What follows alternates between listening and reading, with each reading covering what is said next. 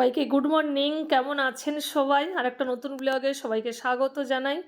আজকে সকালেই একটু গান নিয়ে বসেছিলাম, তারপরে এসে এই যে বিছানা টিছানা তুলে দেখি না রানী এই যে নিচ থেকে বল নিয়ে ওপরে সব কুচি কুচি করছে। কয়েকদিন আগে ভ্যাকসিন দিতে নিয়ে গিয়ে রানীকে কিনে দিয়েছিলাম এই বলটা। সেই বলটাকে দাঁত দিয়ে, আর বলটা তো বেশ নরম একদম তুলোর মতো, তাকে দাঁত দিয়ে পুরো বিছানা কুচি কুচি করেছে। এই যে চলে যাচ্ছে আবার, আর নিচ থেকে সব বলগুলোকে আবার তুলে এনেছে। একটা হলুদ বল, এই যে সবুজ বল, আরও একটা পিঙ্ক কালারের বল আছে, দেখতে পাচ্ছি না। সে বলটা মনে হয় ছাদে আছে, ছাদে নিয়ে যায়, নিচ থেকে আবার দোতলার ছাদে নিয়ে যায় বল। এই বলগুলো কি সুন্দর আলো জ্বলতো, মিউজিক হতো। হাত দিয়ে কামড়ে সব বলগুলোকে নষ্ট করে দিয়েছে। কি সুন্দর করে মুখ দিয়ে ঠেলে দিল বলটাকে, আবার ছড়ে বল নিয়ে। রানী ডিগবাজি খাও, ডিগবাজি খাও। তোর কটা বল? ও বাবরি বাবরি বাবা, দেখো কি অবস্থা, ডিগবাজি খাচ্ছে। ব্যাস রানীর খেলা হয়ে গেল।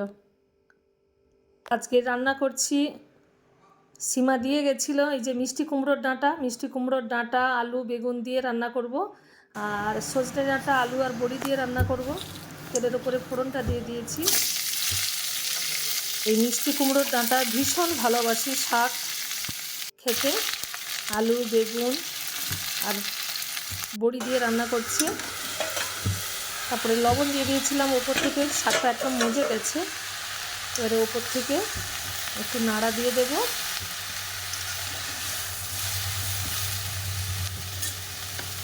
ওপর থেকে পরিমাণ মতো লঙ্কা গুঁড়ো,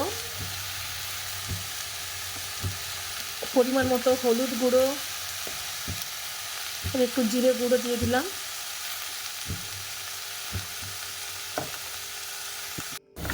এর সঙ্গে মিষ্টি আলু দিলেও বেশ ভালো লাগে। মিষ্টি আলু তো নেই, সামান্য পরিমাণ একটু মিষ্টি দেবো, আর ওপর থেকে সর্ষে বাটাও দিয়ে দিলাম।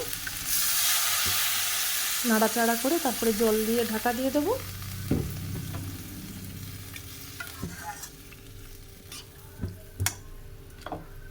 বিকেলে ছাদে জামা কাপড় তুলতে এসে দেখলাম এই যে আমার বাড়ির ঠিক পাশেই দাদার বাড়িতে এই তুলো গাছ আছে। এই তুলো গাছে একটা কোকিল ডাকছে, কি সুন্দর আওয়াজ করছে। কোকিলের ডাক শুনেই মনে হচ্ছে যে বসন্তকাল এসে গেছে। ডাক শুনতে থাকি, আবার পরের ভিডিওতে দেখা হবে। সবাইকে টাটা।